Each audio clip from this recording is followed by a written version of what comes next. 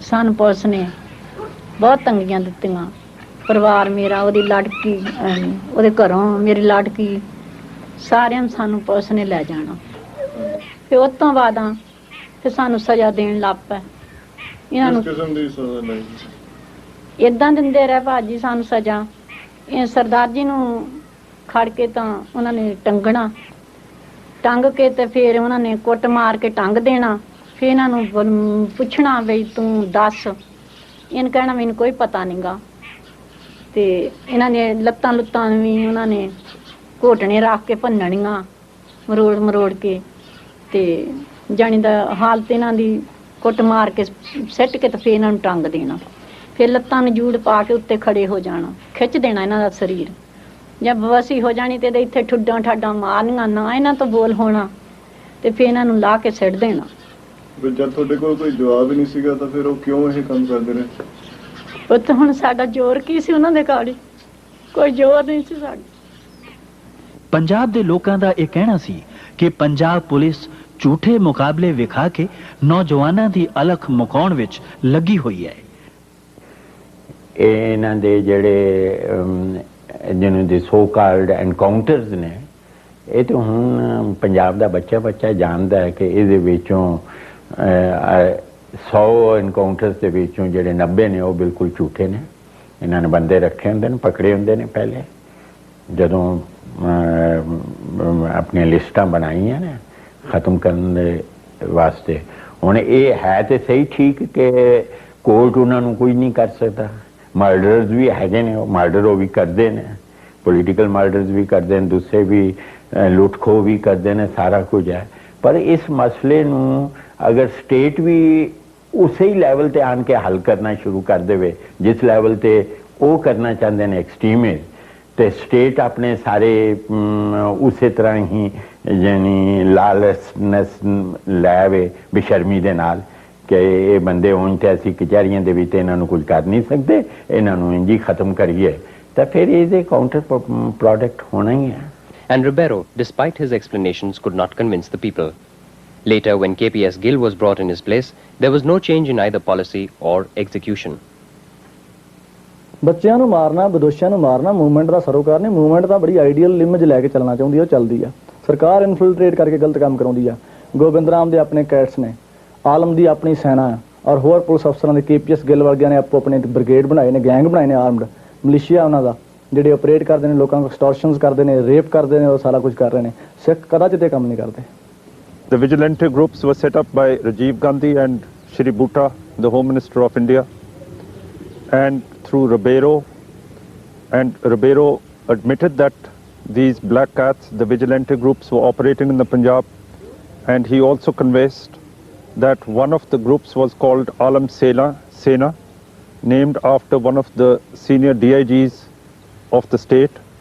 Then he also confessed that there was another Sena, Virk Sena, operating under the name of another DIG of the CRPF. People have got the right to know कि black cat phenomena कित्थों शुरू होया सी, केड़ी intelligence agency ने शुरू कीता सी। ये तो fact है ना कि मन्ने है, रोबेरो भी मन्ने है, KPS गिल भी मन्ने है और इन्होंने SSP DIG सारे मन्ने ने कि ब्लैक कैट्स असी दिते ने छड्डे ने। एक किस आइडिया सी और वो आया हुण काम पे करते ने कि नहीं पे करते, लोगों को इन डार्क रख के ते फिर लोगों को एक्सपैक्ट करते हैं कि वो कौम वास्ते, देश वास्ते उन्होंने सरमन से दें। You see, we do not have any hit squads. It could be one's own individual perception, but we do not have any. It's very clear. सरकार वालों हो रही इन्हां बेइंसाफियां कारण सिख नौजवान देश की मुख धारा तो टुट रहे सन ते उन्हां दे मनां नूं शांत करन दी बजाए सरकार चुप्पी साधी बैठी सी। 1999 विच देश विच आम चुनाव होए। इन्हां चुनावां विच राजीव सरकार नूं करारी हार दा मूंह वेखना पिया। जिथे दिल्ली विच सांझे मोर्चे दे उम्मीदवार सफल होए, उत्थे पंजाब विच सिमरनजीत सिंह मान दे अकाली धड़े नूं शानदार जित प्राप्त हुई।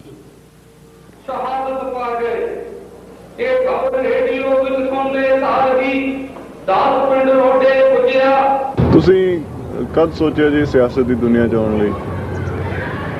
ਮੈਂ ਤੇ ਨਹੀਂ ਸੀ ਸੋਚਿਆ, ਮੇਰੇ ਹਸਬੰਡ ਦੀ ਸ਼ਹਾਦਤ ਤੋਂ ਬਾਅਦ ਮਤਲਬ ਕੌਮ ਨੇ ਅੱਗੇ ਲਿਆਂਦਾ ਕਿ ਤੁਸੀਂ ਵੀ ਮਤਲਬ ਪੰਥ ਦੀ ਸੇਵਾ ਕਰੋ, ਤੇ ਅਸੀਂ ਕੌਮ ਦਾ ਹੁਕਮ ਮੰਨਦੇ ਹੋਏ ਆ ਗਏ ਪੰਥ ਦੀ ਸੇਵਾ ਕਰਨ ਵਾਸਤੇ।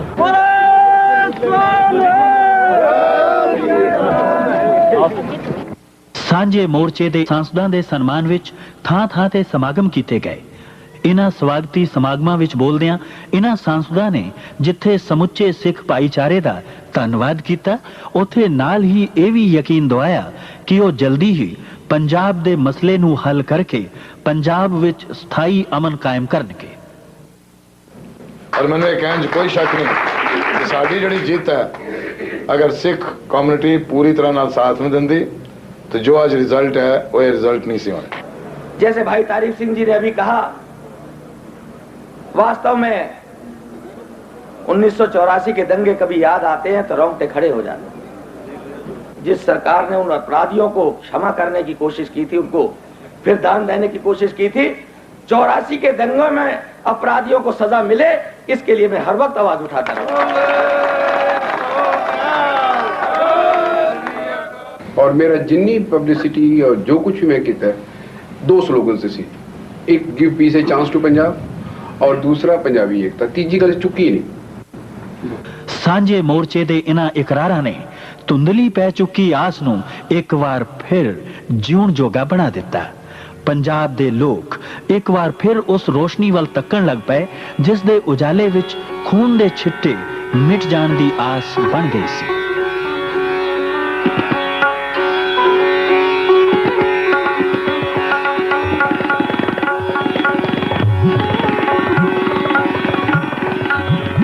प्रधानमंत्री बनदियां ही श्री वीपी सिंह दरबार साहब अमृतसर गए।